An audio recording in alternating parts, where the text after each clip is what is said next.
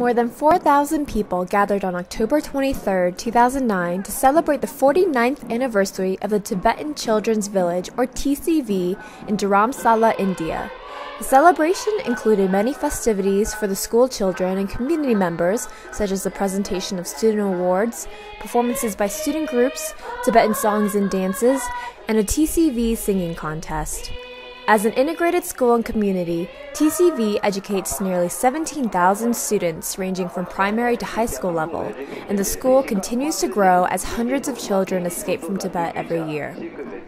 His Eminence the 17th Gyalwa Karmapa Rinpoche, leader of the Karma Kagyu school of Tibetan Buddhism, joined in on the celebration and addressed the crowd.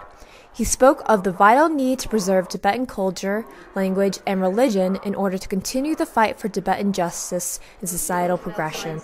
Other prominent attendees include Deputy Speaker of the Tibetan Parliament in exile, the Minister of Religion and Culture, representatives of non-governmental organizations, and sponsors.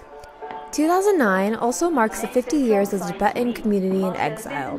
Part of the event included special thanks and tributes to India, who has provided the Tibetan people with a home and support.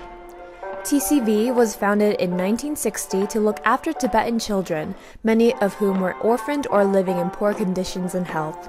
From its inception, TCV has played an integral role in the Tibetan community for not only teaching children to be self-reliant and active members of society, but also preserving the Tibetan identity. With access to both traditional Buddhist teachings and modernist education, many TCV graduates have become practitioners in various fields across the world. This is Catherine Chow for Tibet Post.